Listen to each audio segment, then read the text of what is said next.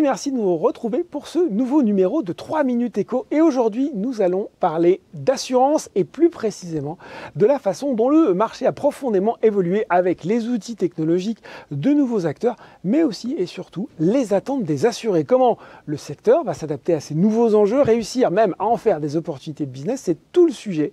Et pour en faire un compte-rendu éclairant et express, j'ai le plaisir d'accueillir aujourd'hui Camille de la Rochefordière, consultante Square. Bonjour Camille. Bonjour Laurent. 3 minutes pour nous rendre plus experts, je le disais, sur un sujet d'ailleurs qui nous concerne tous, parce qu'on est tous assurés pour quelque chose.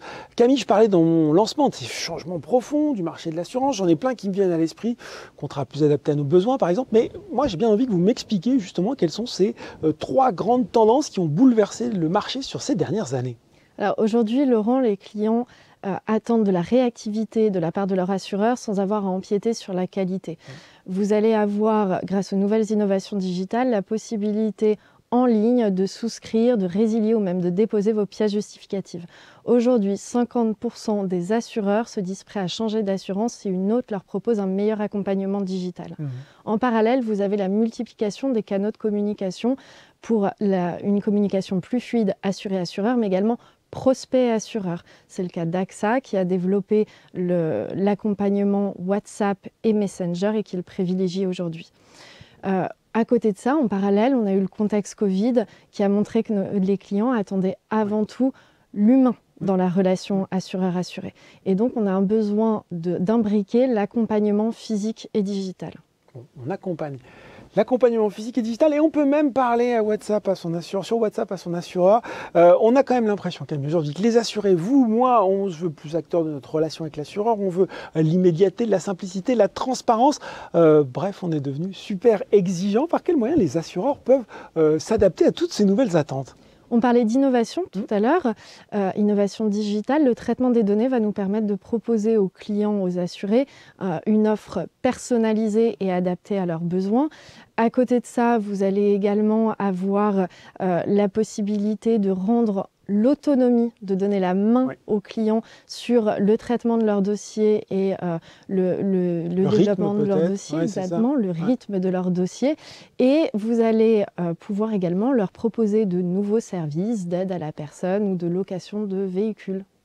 Alors, on a les enjeux fondamentaux, on a déjà un petit peu des pistes de solutions, mais on va rentrer dans le vif du sujet. Comment justement tous ces développements peuvent être autant d'opportunités de développement commercial pour les compagnies d'assurance ?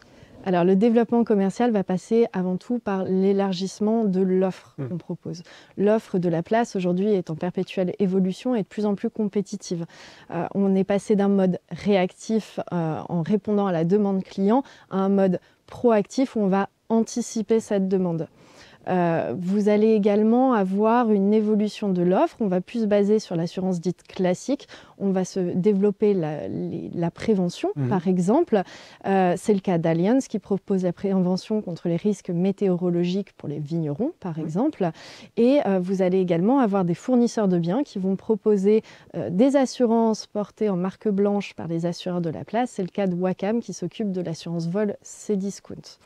À côté de ça, on va essayer de créer un écosystème autour de notre client en lui proposant non plus, par exemple, seulement une assurance auto, mais le véhicule qui va avec.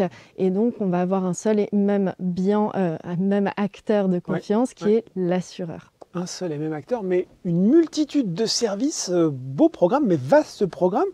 Comment on réussit cette mutation vers ce modèle que vous avez décrit, Camille ? Alors, on va avoir 3 leviers. Les ressources internes de l'entreprise, qui sont la plus évidente. On va se baser, mettre le collaborateur au cœur de cette nouvelle stratégie en se basant sur ses expertises et ses disponibilités. Ensuite, vous avez la maturité digitale de l'entreprise qui est propre à chacune d'entre elles et les ambitions stratégiques moyen et long terme. Il faut garder une cohérence d'ensemble. On va avoir des outils classiques comme le CRM qu'on connaît tous, mais également de nouveaux outils digitaux qui vont être développés comme Groupama qui a développé un robot advisory pour ses conseillers qui peuvent alors proposer des offres plus adaptées à chacun des clients. À côté de ça, vous avez le 3e levier qui est le Relation Mix qui est proposer le bon canal de communication au bon client au bon moment en se basant sur son profil, sur les actions qu'il va mener avec son assureur, et également la disponibilité et l'expertise des agents dont on parlait tout à l'heure. Bon, j'aurais appris aujourd'hui ce que c'était que le Relation Mix, un défi, voilà, mais aussi une sacrée opportunité pour les assureurs de réinventer leurs relations avec leurs clients et finalement aussi de mieux les fidéliser. Merci beaucoup Camille pour ces explications. Merci Laurent. 3 minutes éco, c'est fini pour aujourd'hui. À très bientôt pour un nouveau numéro.